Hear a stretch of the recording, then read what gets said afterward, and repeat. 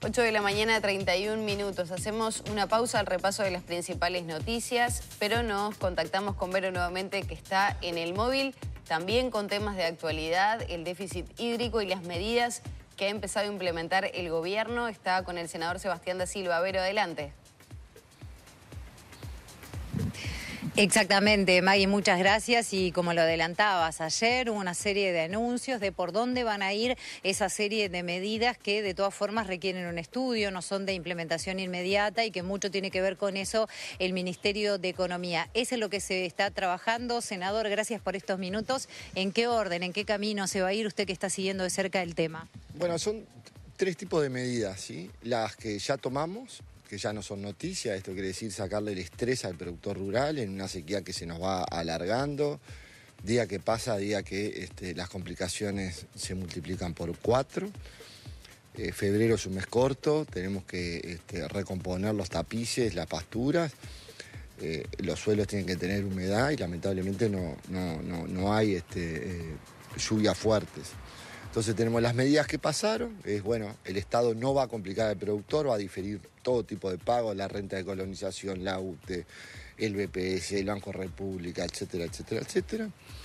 Tenemos que pensar en medidas para el día después de la sequía. Pensábamos que iba a ser un daño menor, pero bueno, estamos a 2 de febrero y sigue sin llover, por tanto se va a incrementar la magnitud del daño. ¿Cómo tenemos que enfrentar el día después de la sequía? Bueno, con medidas camperas. Tiene que haber pasto, tiene que haber comida, tiene que haber ración. Cualquiera de esas tres circunstancias hoy están complicadas porque las semillas forrajeras, la avena y el ryegrass, hoy no abundan. En Argentina la sequía es igual que acá, por tanto la importación es compleja. Las raciones, el maíz está por las nubes. Entonces todas esas medidas las tenemos que ir tomando. Y después medidas más estructurales, que ahí hay una tormenta de ideas. El gobierno del Partido Nacional en los 90 hizo el plan Prenader, que dejó cientos de represas en el norte, en Salto, Artigas, Tacuarembó, Rivera y Cerro Largo, que permitió el desarrollo de la cuenca arrocera. Antes el arroz se plantaba solo en 33 y Rocha, ¿sí? A partir de que tuviéramos esas represas se llevó para los otros lados. Y la valoración del tipo de cambio, que ya es una medida más de tipo económica, porque en esta tormenta perfecta estamos teniendo baja de precios, sequía y un tipo de cambio que destruye el incentivo a la producción agropecuaria. Ayer se habló de la posible implementación de un sistema de garantías. ¿Cómo sería? Los sistemas de garantías son una ingeniería financiera que lo que permite es que haya por parte del servicio público, ¿sí?, la posibilidad de asistir financieramente al productor rural. Se aplicó en el COVID, se aplicó con éxito. Esta sequía vendría a ser lo que es el COVID para el sector agropecuario, para el campo, para la producción.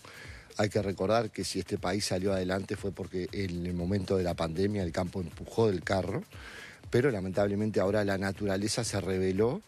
Esta es la cuarta sequía en donde en este momento no hay napa, no hay suelo, no hay cañada, no hay río, no hay nada. Entonces hay que tomarlo como una pandemia.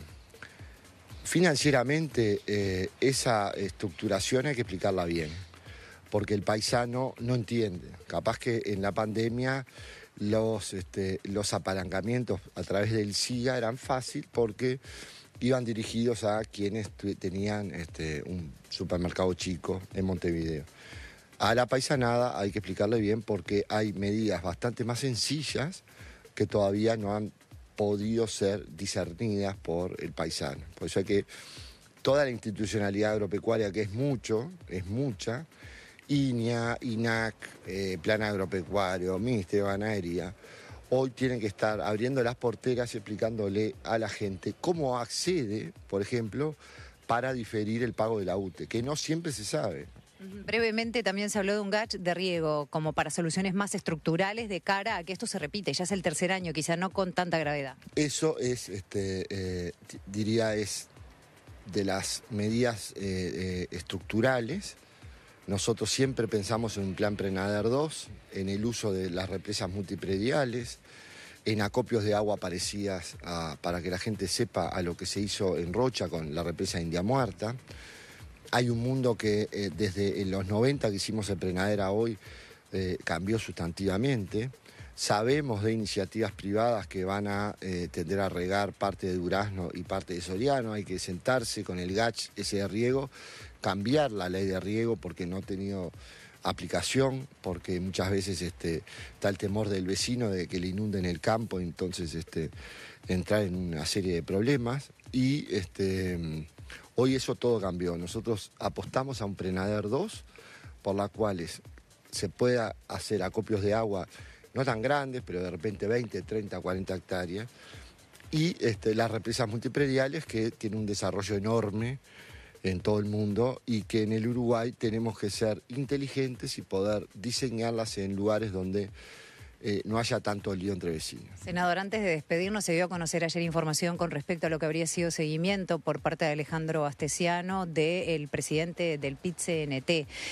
¿Qué se dice desde el gobierno? ¿Cómo se lee esta situación para la cual hubo muchas comunicaciones del PIT-CNT, Frente Amplio, con una crítica intensa acerca de esa situación? Acá no hubo ninguna persecución, acá hubo un hecho objetivo, que fue que el presidente del PIT-CNT chocó borracho. A partir de ahí hay un funcionario de Torre Ejecutiva que recopiló información, no estuvo ni persiguiendo ni hostigando. El día después de ese episodio es como cualquier ciudadano. No hay injerencia del gobierno para con Marcelo Abdala ni como para ninguna persona. Sí hay un mitómano llamado Alejandro Astesiano que tiene por costumbre exagerar cada una de sus cosas y a que a nosotros nos genera problemas. Pero habla de matarlo, por ejemplo, seguramente desde el punto de vista político. Pero ¿hay alguien en su sano juicio que vea o haya visto alguna acción del gobierno o del oficialismo o de actores parlamentarios del gobierno que no hayan tratado el episodio de Marcelo Abdala como un dato de la realidad? Porque... pero tuvo acceso al sistema de cámaras, que eso también ha sido muy criticado. Pero Astesiano es Astesiano. La realidad marca de que Marcelo Abdala, como pocos, después que le pasó ese error, fue criticado por propios y ajenos, y no tuvo ningún tipo de opinión peyorativa. Pues es un error que le puede pasar a cualquiera. Y eso está comprobado en los días después. Desde el momento que chocó, después que las declaraciones que hizo, cuándo sacó la carta, cuándo pidió perdón. No hay ninguna acción. Es más, el hombre pagó la culpa en lugares amigables. Yo no me acuerdo. Pero el hecho de que se haya usado las cámaras es algo del Estado. Nadie está de acuerdo en el uso de la cámara. Lo que pasa es que el uso ese de la cámara no tuvo ningún efecto para ni con el... Pero el uso para esos fines, ¿es legal? Astesiano, como jefe de la custodia, tiene acceso a las cámaras. Eso fue reconocido en el Parlamento, ¿sí? Después, no hubo ningún uso. Hubo una recopilación por parte de Astesiano, pero el uso efectivo de esa información que se podría haber hecho, se podría haber dicho, bueno, en tal lugar tomó tantos whisky, en tal lugar paró y tomó tantas cervezas. No se hizo. ¿Por qué no se hizo? Porque no se debe de hacer. Quedó en una comunicación privada entre Astesiano y el secretario del presidente de la República que no pasó más de eso. O sea, entonces, ojo con el relato de la victimización, porque está bien, Astesiano es un mitómano, pero el gobierno acá actuó como siempre se actuó en el Uruguay. No hay objetivamente ninguna consecuencia para Marcelo Abdala de ningún tipo. Pudo asumir su error y pudo cumplir la pena, es más, y estaba todo olvidado. Creo que el que debe estar menos contento en este momento, que le revuelva en ese momento, es Marcelo Abdala, porque el gobierno nunca habló del presidente del PIT-CNT. Muchas gracias por estos minutos. Por favor, a la orden. Era el senador del Partido Nacional, Sebastián da Silva.